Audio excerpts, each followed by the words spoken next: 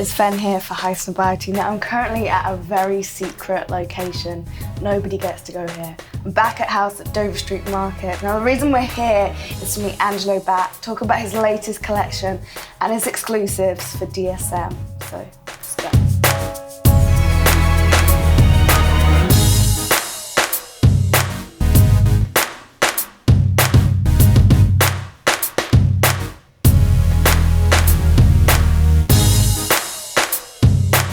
How are you feeling? I feel good. Yeah. Yeah, I feel good. Life is good. I set this up with some friends yesterday. Yeah. By the way, I set this up. Like I don't have workers. Yeah. I do have workers back home, but I like being hands-on. Yeah. Also because I'm a control freak. Yeah. So I like to be here. The friends that helped me set this up, they've been my friends for over a decade now. They live here in London. And we were just kind of reminiscing. I remember my friend Shaniqua Jarvis, when she lived here, like we were broke. Yeah. And we would literally split like chips and a pita together. Yeah. So it's like to come back and have like my own clothing line and to be setting up at Dover, like it's pretty significant, you know? Yeah. Things like that, like don't take that for granted. It's cool. You can tell just speaking to you, it's a big deal. And I think the one thing is that what's so inspiring about what you do is that you really want to mentor kids as well, or give them advice on what the younger you would do. So what would the younger you do in today's society? In today's, fuck, that's a good question.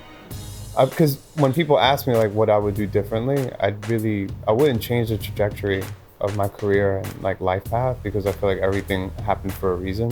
Yeah. So I wouldn't want what's happening for me now to happen to the 21-year-old version of me, because I probably would have fucked off and not really appreciated it. I like that I had like each level in career, like it just got harder and harder. It never got easier. And like now, being a business owner, multiple businesses, like it's really fucking hard. So, I don't know. What I would do, I wouldn't do anything different. You know, I would hope that I would be wise enough today at 21 to still get an internship and learn from others and not let my like ego get in the way, you know? What makes you happy? What makes me happy?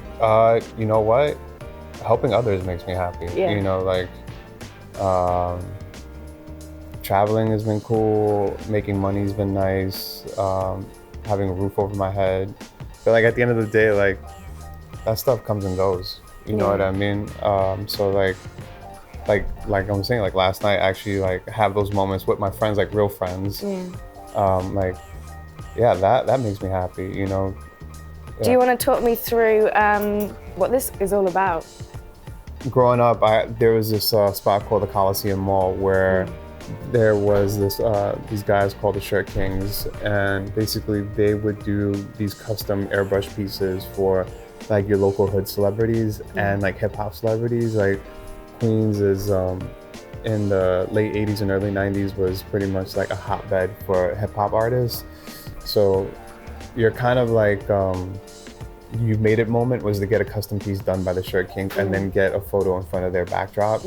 So for me, like to be able to bring this globally wherever I go, whether, you know, New York, LA, now London, it's always like, it's me bringing a piece of Queens to the world. So I never forget where I'm from. And a massive congratulations on the collection with Dover Street. Dover, by the way, has been super supportive of Awake from the get-go. Part of the reason why I love Dover Street and why I think it's so important to be here is I think when I first started Awake, because it was just a hoodie and a tee, it's easy to misconstrue it or just kind of like dismiss it as like another Instagram brand. So a year ago, being able to do our installation, and you know, like I brought in a 5-piece salsa band to perform in the store. It's allowed people to kind of understand the depth of the brand and understand that it's not just hoodies and tees or just like logos on hoodies and tees, but something a little bit more with depth. So that I try to, like, when we do the t-shirts and hoodies with Dover Street, I don't know, honestly, it's a thank you, and I'm super flattered that we're even able to create a product together with Dover Street. To me, it's a big deal. Where do you really get your design inspiration from when it comes to a new project? The design inspiration for the brand, I'd be lying if it wasn't from the early 90s. You know, like that was probably the most impressionable time for me.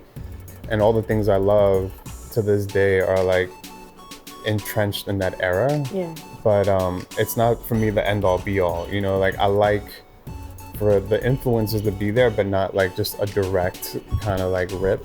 Yeah. You know, honestly, there's no rhyme or reason. You know, working at Supreme, it kind of helped me find my flow of like finding inspirations and understanding where inspirations come and really understanding what inspiration means. There's a huge difference between inspiration and just straight jacking. So obviously you talked about Supreme, you were there for 10 years. Yeah. What did those 10 years teach you? Well, one, it was a team. It just wasn't me, which I'm super grateful to have been there during a real pivotal time for the brand.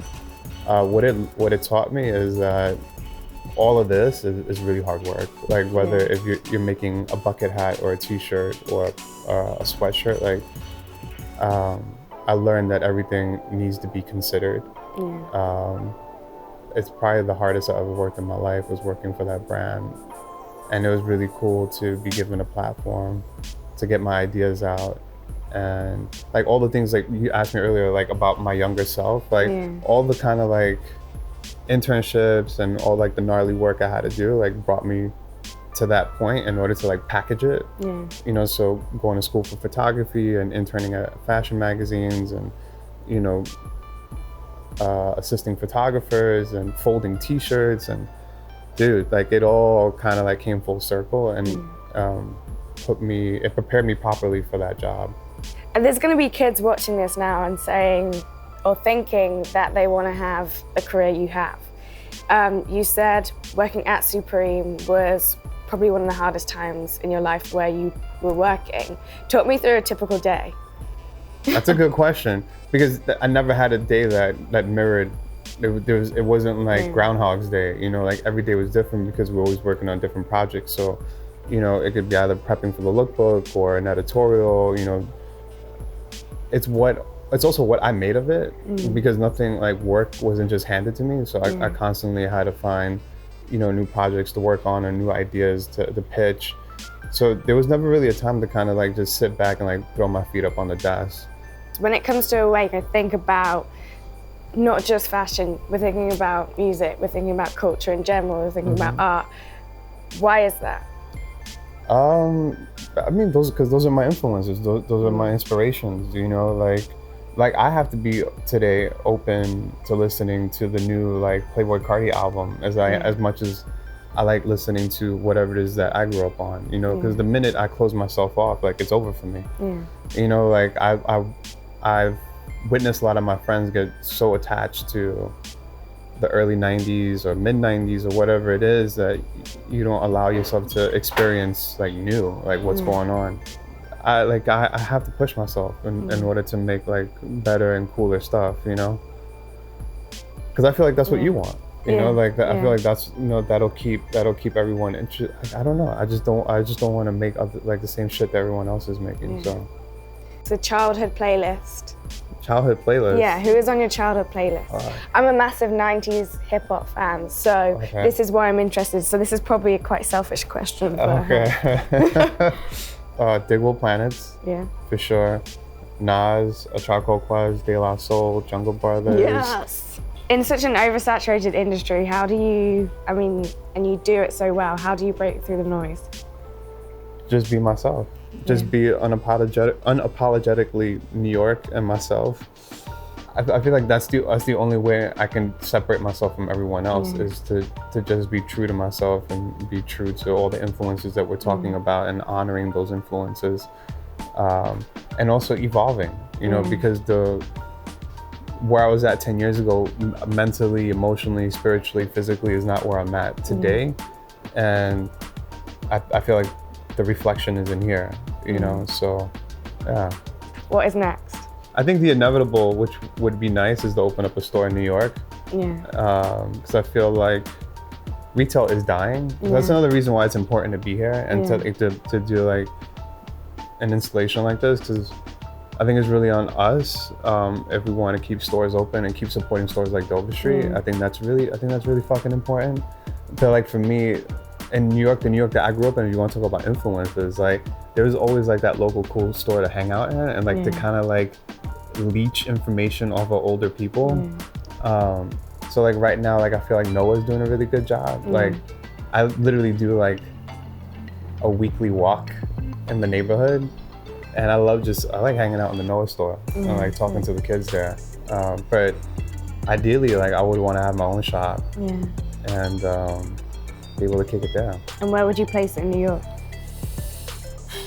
Close to Chinatown. Yeah? Yeah. I just want to ask one final question before, or if anybody does want to tap into the brand for the first time, what do you hope that they get from it?